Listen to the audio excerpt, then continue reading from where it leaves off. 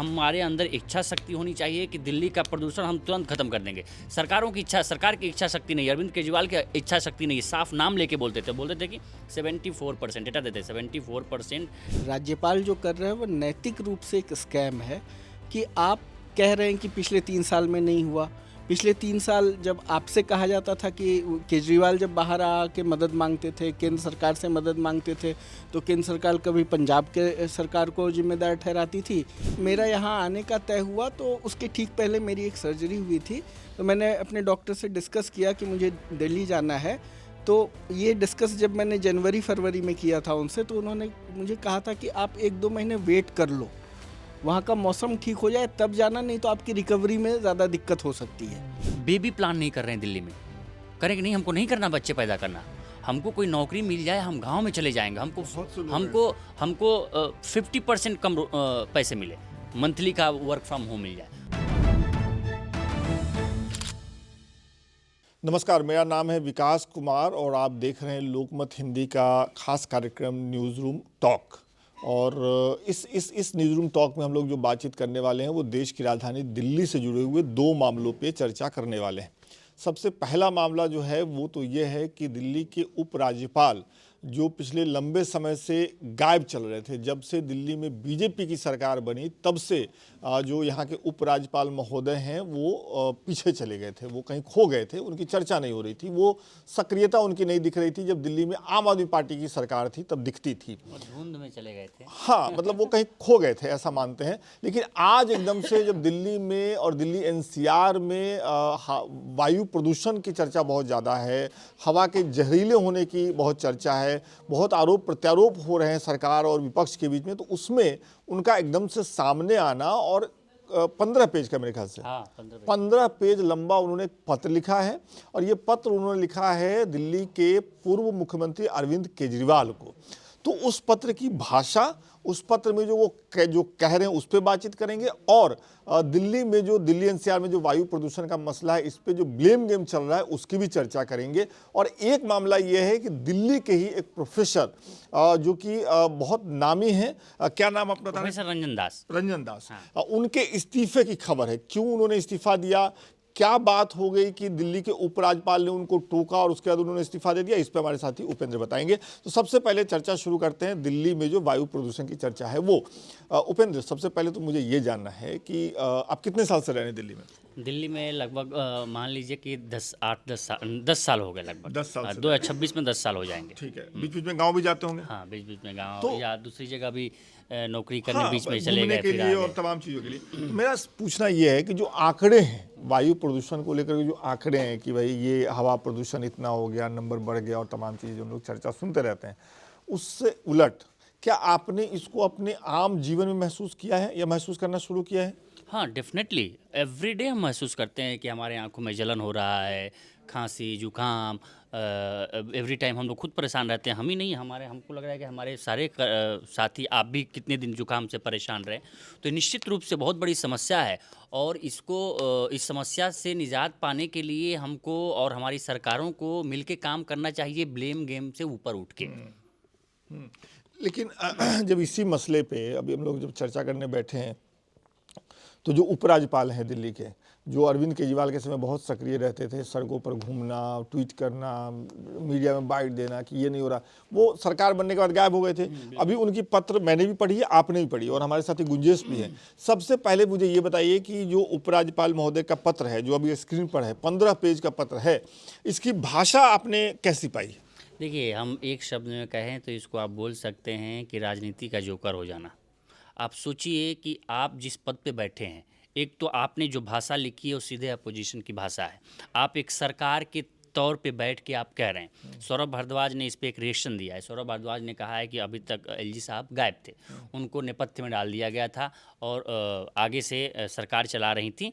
आपकी मुख्यमंत्री रेखा गुप्ता, लेकिन अब रेखा गुप्ता के जो आचरण हैं, जो बोलने की शैली है, काम करने की शैली है, उसको देखते हुए बड़ा असमंजस की स्थिति में है गृह मंत्रालय यानी अमित शाह जो अभी देख रहे हैं। ये बात सौरभ भारद्वाज ने कही है और कही है कि अब इसीलिए उनको उनको डिग्रेड करके अब इनको एलजी साहब को आगे कर दिया गया है कि अब आओ मोर्चे को संभालो।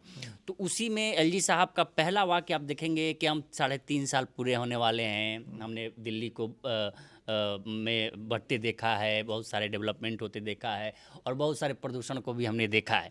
यही एलजी साहब हैं जो आप 1 साल पहले जाइए, ये अरविंद केजरीवाल के वक्त में थे कि ये कहते थे, डेटा देते थे कि हम ये हमारे अंदर इच्छा शक्ति होनी चाहिए कि दिल्ली का प्रदूषण हम तुरंत खत्म कर देंगे। सरकार की इच्छा शक्ति नहीं, अरविंद केजरीवाल की इच्छा शक्ति नहीं, साफ नाम लेके बोलते थे कि 74% डेटा देते, 74% ये जो डस्ट पार्टिकल है इससे हो रहा है प्रदूषण।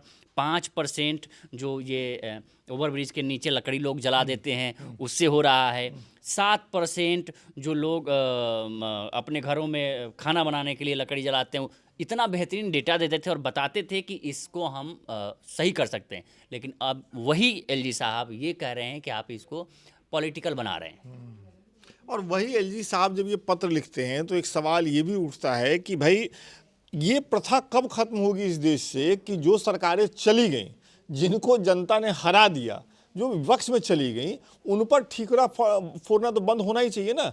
जो सरकार अभी है, जिसकी जिम्मेदारी है, कर पा रहे हैं कि नहीं कर पा रहे हैं, इस पे बात होनी चाहिए। गुंजेश, मैं आपसे ये पूछूं कि जो पत्र लिखा गया है और जिस तरीके से हम लोग चर्चा कर रहे हैं और उपेंद्र ने जो कहा उससे मैं सहमत हूं कि उस पत्र को जब आप पढ़ते हैं तो शुरुआती 1-2 पैरा के बाद ही ये साफ हो जाता है कि ये किसी संवैधानिक पद पर बैठे व्यक्ति के द्वारा नहीं लिखा गया है। अगर आप ऊपर न दिखें कि ये उपराज्यपाल के द्वारा लिखा गया तो लगता है कि विपक्ष के किसी नेता ने या मान लें कि सत्ता पक्ष के किसी नेता ने विपक्ष के नेता को लिखा है।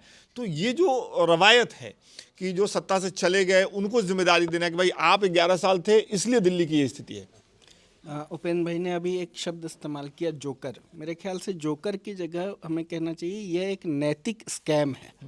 राज्यपाल जो कर रहे हैं वो नैतिक रूप से एक स्कैम है कि आप कह रहे हैं कि पिछले 3 साल में नहीं हुआ। पिछले 3 साल जब आपसे कहा जाता था कि केजरीवाल जब बाहर आके मदद मांगते थे, केंद्र सरकार से मदद मांगते थे, तो केंद्र सरकार कभी पंजाब के सरकार को जिम्मेदार ठहराती थी, कभी कहती थी कि पहले हरियाणा का पानी वाला मुद्दा सॉल्व करो, और 30 तरह की चीज़ों में तब भी केंद्र सरकार उलझाए रखती थी। सवाल ये नहीं है विकास कि एलजी के पत्र में क्या है, वो सबको पता है कि एलजी की भाषा कैसी है, कैसी रही है केजरीवाल के प्रति, आपके प्रति उनकी भाषा कैसी रही है, ये हम सब जानते हैं। सवाल ये है जो आपने पूछा कि हम कैसा महसूस कर रहे हैं दिल्ली में रहते हुए। मैं आपको बताऊं कि मैं मार्च में इस साल यहाँ आया हूँ। इससे पहले आप हैदराबाद में थे, ये भी बता दीजिए। इससे पहले मैं हैदराबाद में था और जब मेरा यहाँ आने का तय हुआ तो उसके ठीक पहले मेरी एक सर्जरी हुई थी। तो मैंने अपने डॉक्टर से डिस्कस किया कि मुझे दिल्ली जाना है। तो ये डिस्कस जब मैंने जनवरी-फरवरी में किया था उनसे, तो उन्होंने मुझे कहा था कि आप 1-2 महीने वेट कर लो, वहाँ का मौसम ठीक हो जाए तब जाना, नहीं तो आपकी रिकवरी में ज़्यादा दिक्कत हो सकती है। तो ये एक साइंटिफिक फैक्ट है जो हमारे सामने है। आप अभी मुझे बचपन से अस्थमा की दिक्कत रही है। आज अगर मैं अपने डॉक्टर को फ़ोन करके कहता हूँ कि मुझे चेस्ट भारी लग रहा है, तो वो बस कहते कि झेलो, अब गए हो वहाँ तो क्या करना है, दिल्ली में हो तो ये हाँ होगा। ये होगा। इसके लिए कोई दवाई नहीं है, कोई राहत नहीं है। जब तक पब्लिक पॉलिसी में बड़ा बदलाव नहीं आएगा, ट्रैफिक के नियम, गाड़ियों को लेकर पॉलिसी, तमाम चीज़ों को लेकर पॉलिसी, हम बहाने तो सरकार बना सकती है कि दिल्ली का जियोग्राफी ऐसा है, दिल्ली का ये वैसा है, दिल्ली का, पर इसके रहते हुए दुनिया के तमाम देश ऐसे हैं। चीन का एक उदाहरण है कि जब वहाँ पे एक बार AQI का स्तर काफ़ी ऊंचा गया तो उसने अपने नियमों में किस तरह के बदलाव किए। कहने का मतलब कि वही इच्छा शक्ति वाला मामला है जो आप कह रहे हैं, और ब्लेम गेम से बच करके इच्छा शक्ति वाला मसला है। अब ब्लेम गेम से तो बचने की तो कोई कोशिश, मतलब कोई प्रयास भी नहीं दिखता है। दूसरी तरफ आप ब्लेम गेम कीजिए लेकिन कुछ एक प्रयास भी करते दिखिए, वो प्रयास भी नज़र नहीं आता। आप प्रयास की बात कर रहे हैं, हैरानी की बात यह है कि दिल्ली सरकार तो दिल्ली सरकार, उपराज्यपाल तो उपराज्यपाल, केंद्र की सरकार ये डाटा देती है और ये कहती है कि हमारे पास ऐसा कोई आंकड़ा नहीं है जो ये बताए कि दिल्ली में वायु प्रदूषण से किसी की मौत हो रही है फेफड़े खराब हो और रहे हैं। फेफड़े खराब हो रहे हैं। जबकि हम कल एक डॉक्टर से मिल करके आए हैं जिनके पास लगभग 25,000 छातियां खोल के फेफड़े देखने का अनुभव है और वो वार्तालाप के अंक में आएगा हमारे यहाँ। उन्होंने जो कहा है, वो गुरुग्राम में जो मेदांता वहाँ काम करते हैं और बहुत बड़े डॉक्टर हैं, उन्होंने जो कहा है और जिस तरीके से वो बता रहे हैं, मैं सामने बैठ के डर गया था। भाई मैं भी जानता हूँ कि दिल्ली में हवा प्रदूषित है, मैं भी जानता हूँ कि एक संकट है, लेकिन सामने बैठ के जब एक आदमी बता रहा है और आपको तस्वीर दिखा रहा है कि ये देखिए, ये एक फेफड़ा है 14-15 साल के बच्चे का जो दिल्ली से बाहर कहीं ऐसी जगह पे है जहां हवा साफ है, और ये है एक फेफड़ा बगल में जो काला पड़ा हुआ है, जिस पे दाग लगे हुए हैं, जो कह रहा है कि ये 14-15 साल का बच्चा है जो दिल्ली में रह रहा है। और वो साथ में ये भी बता रहा है उपेंद्र कि जब हमने उनसे पूछा कि भाई क्या ये इतनी बड़ी संकट है, सरकार तो कह रही नहीं है, तो उन्होंने कहा कि हमने ये नोटिस किया है। मैं 1985 से दिल्ली में प्रैक्टिस कर रहा हूँ। पहले लंग कैंसर के जो मरीज आते थे, हम मान के चलते थे कि 90% मरीज उसमें ओल्ड एज के होंगे और वो स्मोकिंग करते होंगे, हम ये मान के चलते थे और यही फैक्ट भी निकलता था। आज की तारीख में वो 50-50 का मामला आ गया है। वो कह रहे 50% मरीज हमारे ऐसे आ रहे हैं जिन्होंने कभी सिगरेट को हाथ नहीं लगाया, जो कभी स्मोकिंग नहीं करते थे, वो सिर्फ दिल्ली एनसीआर में रहते थे या रहते हैं। मैं इसमें एक चीज़ जोड़ना चाहूँगा। आप जिस डॉक्टर से बातचीत, उसी क्रम में जब हम रिसर्च कर रहे थे तो हमने ये देखा कि देश में सबसे ज़्यादा मौतों की संख्या नॉन कम्युनिकेबल डिजीज़ से मरने वाले लोगों की संख्या ऐसे लोगों की है जो दिल की बीमारी के कारण जिनकी मौत होती है, और वो ख़ास तौर से उसका रेशियो बढ़ता जा रहा है 40 से लेकर 60 साल के आयु तक में। पहले ये रेशियो 55 से 70 के बीच में था। तो ये जो दिल हमारे उम्र से पहले बूढ़े हो रहे हैं, इसके जिम्मेदार कहीं ना कहीं नहीं, बिल्कुल साफ तौर से प्रदूषण है।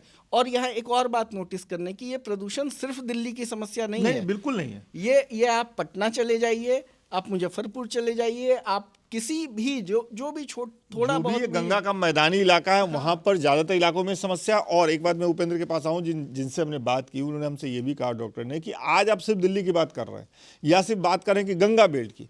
कहा कि अगर ये समस्या नहीं रुकी तो अगले 10 साल में देश का कोई भी इलाका नहीं होगा जहां जाकर के आप साफ हवा लेने की बात सोच सकते हैं। डेफिनेटली आप देखिए कि आज से 15 साल पहले जब हम लोग गाँव में रहते थे, गाँव से छुट्टियों पर गाँव में आते थे, तो जब हम लोग छतों पे सोते थे गर्मियों के दिनों में, या ठंडी जब धीरे धीरे शुरू होती थी, तब भी लोग गांव में छतों पे ही सोते हैं, क्योंकि जब छुट्टियों में लोग आते हैं तो या किसी त्यौहार पे या किसी पर्व पे लोग ज़्यादा हो जाते हैं, लोग ज़्यादा हो जाते कम हैं, रहते हैं और तो लोग ऊपर सोते छत हैं। पे सामूहिकता का मामला है। सामूहिकता का मामला। तो लोग जब सोते थे तो हम लोग देखते थे कि रात में शाम हुई, आसमान पे एकदम सितारे गजगज।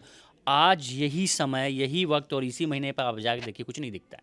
आपको जान के आश्चर्य होगी। देखिए, जैसा गुंजेश भाई ने कहा कि जोकर, राजनीतिक जोकर से अच्छा है कि नैतिक दिवालियापन। वास्तव में अब आज राजनीति का नैतिक दिवालियापन ही है।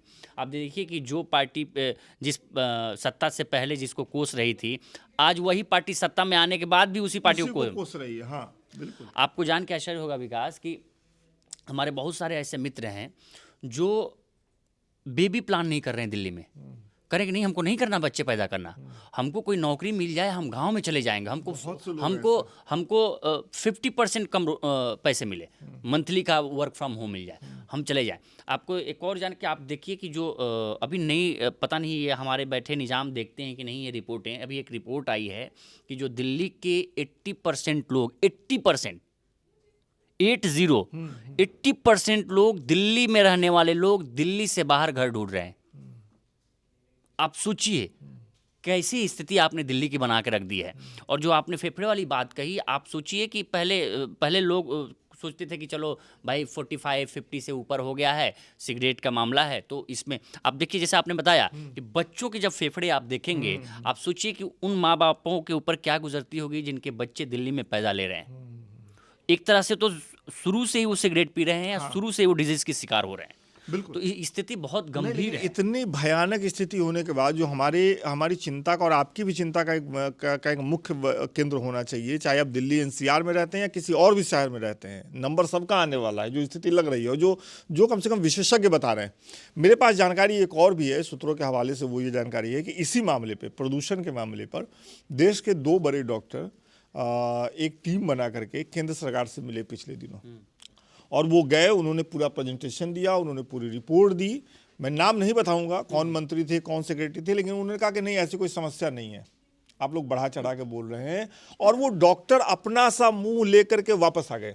अब सोचिए, अब सोचिए कि जिस समस्या को विशेषज्ञ हेल्थ इमरजेंसी का नाम दे रहे हैं, जिस समस्या को लेकर के डॉक्टर कह रहे हैं कि जैसे उपाय कोविड में किए गए थे वैसे ही उपाय लगभग करने पड़ेंगे अगर आप गंभीर हैं तो, उस मामले को लेकर के सरकार या तो एक दूसरे को गेंद पास कर रही है, पत्र लिखा जा रहा है, आरोप प्रत्यारोप चल रहा है, या दूसरी तरफ सरकारें कह रही है कि हमारे पास आंकड़ा नहीं है और ये मामला उतना गंभीर नहीं है जितना बताया जा रहा है। अच्छा, पहले तो समस्या दिल्ली में ये थी कि चलो अरविंद केजरीवाल थे, सेंटर था, दोनों में टकराहट थी। अब क्या दिक्कत है? अब क्या दिक्कत है? सबसे बड़ी समस्या है कि अब तो आप दोनों तरफ से आप हैं। अगर वो प्रदूषण खत्म करते हैं तो इसकी भलाई, इसका क्रेडिट भी क्रेडिट जाएगा। आपके ऊपर जाएगा। हाँ। तो अब करिए ना। अब तो ब्लेम गेम नहीं करना चाहिए कि अरविंद केजरीवाल की देन है। क्या अरविंद, आप देखिए इच्छा शक्ति की, अभी कुछ दिनों पहले एक खबर फ्लैश हुई कि जो 10 साल से ऊपर की गाड़ियां हैं उनको स्क्रैप में डाल दिया जाएगा। तुरंत क्या वापस हुआ? ले लिया आपने उसको। क्या हुआ? यही इच्छा शक्ति है आपकी। देख लिए आपने क्या किया तुरंत, अरे नहीं हम नहीं करेंगे। हैं? किसानों पे आप बर्डन डाल दीजिए। आप देखिए अरावली पे, अरावली को लेके आप देखिए इसके जिम्मेदार हम लोग भी हैं। आप देखिए कि हमारे ही जैसे बहुत सारे ऐसे बुद्धिजीवी वर्ग में जो अरावली हैं, को दोषी अरावली ठहरा को- रहे हैं प्रदूषण के लिए, बहुत बकवास बात है, बहुत कितनी बकवास? वाहियात बात है। क्या करें आप? मैं एक बात कह रहा हूँ, आज ही दिल्ली हाई कोर्ट में एक याचिका लगी थी कि एयर प्यूरीफायर पे जो 18% जीएसटी है वो नहीं लगनी चाहिए। हाई कोर्ट ने आज केंद्र सरकार और दिल्ली सरकार के अधिकारियों से पूछा है कि भाई क्यों, ये लग्जरी आइटम थोड़ी है, एयर इमरजेंसी की स्थिति है, आप ये क्यों लगा रहे हैं जीएसटी 18%? एलजी पत्र लिखकर जवाब दें। हाँ, दें, हाई कोर्ट को बताएं। हाँ, बिल्कुल सही बात। तो ये इस पर तो शायद उनकी कलम ना चले। लेकिन सवाल यही है कि हाई कोर्ट कह रहा है कि एयर इमरजेंसी है, विशेषज्ञ कह रहे हैं, विशेषज्ञ कह रहे हैं एयर इमरजेंसी है, लेकिन संसद में मंत्री कह रहे हैं एक्यूआई विदेशी मॉडल है, हम नहीं मानते, हम अपना बनाएंगे। हम अपना बनाएंगे। और एक चीज और, मतलब आप देखिए कि कृत्रिम बारिश कराने की भी कोशिश हुई थी, करोड़ों रुपए फूंक दिए गए हाँ, उसपे। करोड़ों रुपए फूके गए। आप सोचिए क्या हुआ उसका, किसके टैक्स का पैसा था? हमारे और आपके। असफल हो गया। वो भी तीन उन्होंने परीक्षण किए, तीनों फेल है। उसकी जगह पे कोई और उपाय कर लेते हैं। मतलब एक उपाय कर रही है सरकार, वो ये है कि आनंद विहार के पास जो एक्यूआई का सेंटर है, 24 घंटे उसके चारों तरफ वो पानी के फव्वारा छोड़ने वाली गाड़ियां घूम रही हैं। अच्छा, दिवाली के बाद वाले दिन से लगातार घूम रही हैं। वहां पे घूम रही है जहां पे वो नापा जाता हाँ, है। जहाँ पे नापा जाता है, ताकि वो जो एक्यूआई का डिजिट है, नंबर, ये हमने देखा, ये हमारे देश में जब कोरोना के बाद पहला चुनाव होना था बिहार में, तो एक मुख्य सचिव को, स्वास्थ्य विभाग के मुख्य सचिव को बदल दिया गया और उनकी ड्यूटी सिर्फ यही थी कि आप नंबर गिरा दीजिए। मरीज ठीक हो ना हो, अस्पतालों की क्या स्थिति है वो सब छोड़िए, आप आंकड़े कम कर दीजिए। अखबार में जो नंबर छप रहा है आप उसको कंट्रोल कीजिए। वो तो आप छोटी बात कह रहे हैं। हमारी जो सबसे बड़ी पंचायत है लोकसभा में, आके मंत्री साहब कहते हैं कि हमारे पास ऐसा कोई डेटा नहीं है जो जिससे ये पता चले कि कोरोना से किसी की मौत बात हुई। वही है ना आप कि सोचिए। बात वही है ना कि जब डिस्ट्रिक्ट मजिस्ट्रेट आंकड़ा नहीं देगा तभी तो सांसद महोदय लोकसभा में कहेंगे कि नंबर नहीं है हमारे पास। ये कितना बड़ा, अब सोचिए कि हम लोगों ने कितनी लाशें देखी, हम खुद अपने सामने हमने लाशों को देखा, और रिपोर्टें कितनी देखी जिन्होंने निष्पक्ष तरीके से रिपोर्टें की। तो इस पे यही है कि सरकारों कोरोना को की बात ब्लेम, कर रहे हैं, सरकारों को ब्लेम गेम से ऊपर उठ के जनता के लिए काम करना चाहिए। भाई अगर आप सही करोगे तो क्रेडिट भी आप ही का जाएगा। दूसरा एलजी को लेके जो सवाल दूसरा जो आपने कहा था न्यूज, अच्छा पहले पूछ ली, फिर दूसरे न्यूज पे चलते हैं। अच्छा, हाँ नहीं, मैं सिर्फ दर्शकों को बता देना चाहता हूँ, कोर्ट ने आज क्या क्या टिप्पणी हाँ हाँ की है। प्लीज बताइए। हाँ, कोर्ट ने कहा है कि जब सरकार खुद साफ हवा देने में नाकाम है तो कम से कम एयर प्यूरीफायर पर जीएसटी घटाना या टैक्स में छूट देना सबसे बुनियादी कदम हो सकता है। नंबर 1 बात। नंबर 2 बात, कोर्ट ने पूछा कि लोग कब तक इंतजार करें, क्या तब तक जब हालात और ज्यादा गंभीर हो जाए, और ज्यादा गंभीर, मतलब पहले से गंभीर हैं, ठीक बात है। और ज्यादा गंभीर हो जाए, तब जब एक व्यक्ति दिन में करीब 21,000 बार सांस लेता है, जहरीली हवा का असर सीधे स्वास्थ्य पर पड़ता है। ये कोई केजरीवाल नहीं कह रहा है, ये कोई आम आदमी नहीं कह रहा है, विपक्ष का नेता नहीं कह रहा है, विपक्ष का नेता नहीं कह रहा है, पूछ रहा है। हाई कोर्ट के चीफ जस्टिस कह रहे हैं ये बात। 2 जजों की बेंच बैठी थी इस मामले में सुनवाई के लिए, और वो ये बात कह रहे हैं कि आप कब करेंगे। एक आदमी दिन में 21,000 बार सांस लेता है। और तीसरी जो बात कोर्ट ने पूछी है कि जब हालात एयर इमरजेंसी जैसे हैं, तो क्या किसी आपात प्रावधान के तहत अस्थायी रूप से एयर प्यूरिफायर को जीएसटी से छूट नहीं दी जा सकती है। बात जीएसटी से छूट देने की नहीं है, बात है कि कोर्ट मान रहा है कि ये एयर इमरजेंसी है। बिल्कुल, बात ये है कि जब हाई कोर्ट और के इससे 15 पन्नों की चिट्ठी में भी ढका नहीं जा सकता, इसको उड़ाया नहीं जा सकता। मतलब हाई कोर्ट की जो टिप्पणी है, वो कोई कितना भी बड़ा पत्र लिख ले, चाहे वो दिल्ली के मुख्यमंत्री हो, देश के पर्यावरण मंत्री हो या एलजी साहब हो, उसको आप जुटला नहीं सकते। और भाई हमने तो देखा है ना कि बिहार में एक सरकार थी, लालू राबड़ी देवी की सरकार चल रही थी, पटना हाई कोर्ट ने एक टिप्पणी कर दी थी, कोट एंड कोट जंगल राज, और उस जंगल राज को लेकर के आज तक राजनीति हो रही है। तो अगर दिल्ली की स्थिति पर टिप्पणी करते हुए दिल्ली हाई कोर्ट के चीफ जस्टिस कह रहे हैं कि एयर इमरजेंसी जैसी स्थिति है, हालत क्या बद से बदतर हो जाए, मतलब पहले बदतर है और बदतर हो जाए तब जागेंगे आप लोग, तो अब इसकी जवाबदेही किसकी है? या तो एलजी साहब इसकी जवाबदेही लेंगे, या दिल्ली की चुनी हुई सरकार इसकी जिम्मेदारी लेगी, या फिर केंद्र सरकार को इसकी जिम्मेदारी लेना पड़ेगा। यहाँ तो 3-3 सरकारें हैं। मैं कई बार ये सोचता हूँ कि अगर देश की राजधानी की ये स्थिति है, जहाँ 3-3 पावर सेंटर हैं, जहाँ देश की सबसे बड़ी अदालत बैठी है, जहाँ देश की सबसे बड़ी पंचायत बैठी है, जहाँ एलजी साहब बैठे हैं, जहाँ दिल्ली की एक मुख्यमंत्री बैठी है। मुख्यमंत्री के अलावा आप सोचिए कि दुनिया भर के सारे डिप्लोमेट्स के सेंटर हैं दिल्ली में, यही राजधानी में आसपास में, और जब उसकी स्थिति ये है तो आप सोचिए कि दुनिया भर में क्या संदेश जाता होगा।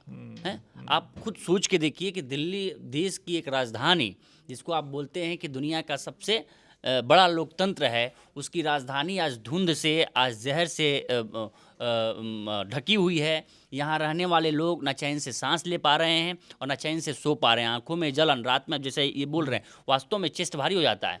कोई अभी देखिए कितने दिनों से आदमी परेशान था खांसी को लेकर, इतनी ज़्यादा पॉल्यूशन की स्थिति। अभी तो थोड़ा बहुत दिख रहा, नहीं तो 2 दिन पहले तो कुछ नहीं दिख रहा था। मैं पिछले साल की एक बात बताता हूँ, मुझे खांसी हो गई थी इसी मौसम में, तो मैं डॉक्टर के पास गया था, जो जैसा आप बता रहे थे, मैं दिल्ली में एक डॉक्टर के पास गया, तो उनसे कहा कि भाई खांसी हो रही है और बहुत ज़्यादा खांसी हो रही है। तो उन्होंने कफ सिरप दिया और तमाम चीज़ें, उन्होंने कहा कि ये आप लीजिए, अगले 2-4 दिन में ठीक हो जाएगा। फिर मैं जब चलने लगा तो उन्होंने कहा कि नहीं रुक जाइए, अगर 10 दिन भी लग जाए तो घबराइएगा नहीं। मैंने कहा क्यों? तो कहा कि दिल्ली है ना, तो बाकी जगहों पे इस कफ सिरप से आपकी खांसी 3 दिन में ठीक हो सकती थी, दिल्ली में उसी खांसी को ठीक होने में 10 दिन लगेंगे।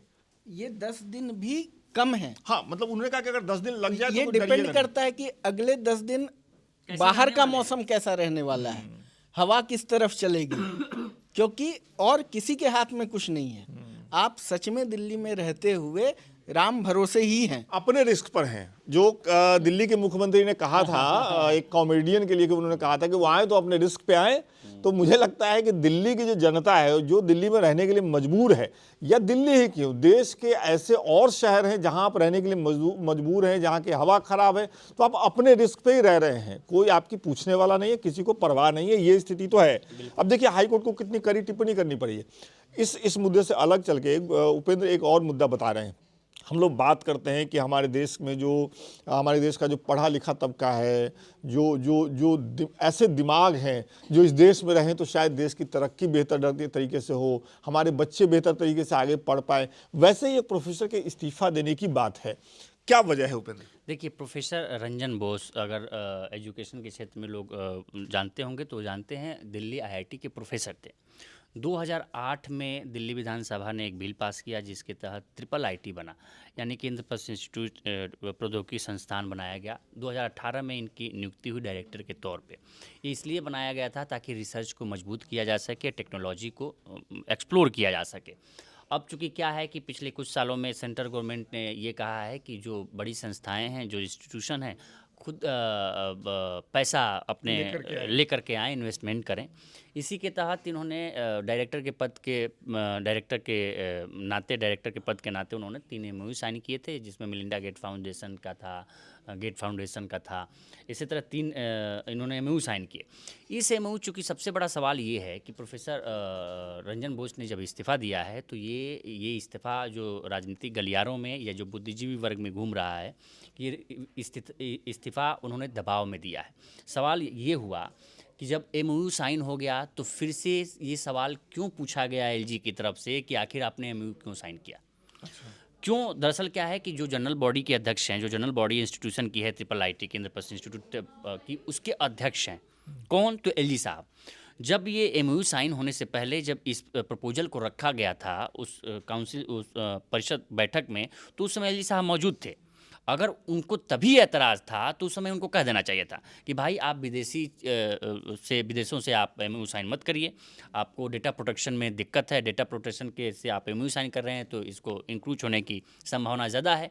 तो इस पे सवाल इसीलिए उठ रहे हैं कि जब परिषद की पहली बैठक हुई थी, जब प्रपोजल आपके सामने रखा गया था, तब आपको आपत्ति क्यों नहीं हुई? अब जब MOU साइन हो गया तब आपके पास फिर से वो फाइल कैसे पहुंची जिस पे आप वीटो लगा रहे हैं? इसका मतलब ये है कि जो प्रोफेसर हैं, जो डायरेक्टर हैं, जिन्होंने MOU साइन किया है, उनकी बुद्धिमत्ता पे आप सवाल कर रहे हैं। बिल्कुल, आप उनकी सोचिए, टांग खिंचाई कर रहे हैं एक तरीके से। परेशान करने वाली बात है। आप सोचिए कि प्रोफेसर रंजन बोस को कहा जाता है कि इतने इनकी जो जर्नल में कितनी रिपोर्टें छपी हैं, इंटरनेशनल जर्नल में जो रिपोर्ट छपती है इनकी, और इसमें से 16 पेटेंट हैं इनकी रिपोर्टें, और पेंसिल्वेनिया यूनिवर्सिटी से इन्होंने MS और PhD करके रखा है अमेरिका से। और बताया जाता है कि जब ये प्रोफेसर IIT के प्रोफेसर थे तो बहुत काम किया दिल्ली IIT में, और एक प्रोफेसर का, इतने बड़े प्रोफेसर का इस्तीफ़ा देना, वो भी राजनीतिक कारणों से, ये बताता है कि अभी भी हम रिसर्च और टेक्नोलॉजी में बहुत गंभीर नहीं हैं ऐसे लोगों का। कहने का मतलब ये भी है कि सिर्फ गाड़ी के ऊपर से लाल बत्ती हटा लेने से वो VVI कल्चर खत्म नहीं होता है। जब तक हमारे नेताओं के और जब तक हमारी सरकार में पदों पर बैठे मंत्री और राज्यपाल या उपराज्यपालों की मानसिकता से वो बात नहीं हटेगी कि कोई अपने क्षेत्र का विशेषज्ञ है तो कुछ फैसले वो अपने तय भी कर सकता है, तब तक स्थिति नहीं बदलने वाली। तो कुल मिलाकर के ये जो न्यूज़ रूम टॉक है, जिन मुद्दों पर हमने बातचीत की, चाहे वो दिल्ली का प्रदूषण हो, चाहे वो प्रोफेसर साहब का इस्तीफा देना हो, या फिर जिस तरीके से गुंजेश ने बताया कि इसी मामले पर सुनवाई करते हुए दिल्ली के हाई कोर्ट ने क्या टिप्पणी की है। आप यहाँ तक आए हैं, आखिर तक आए हैं, तो शुक्रिया आपका। अब आप कमेंट करके भी बताइए कि आपकी क्या राय है इन तमाम मुद्दों पर जिस पर हमने बातचीत की। बहुत बहुत शुक्रिया।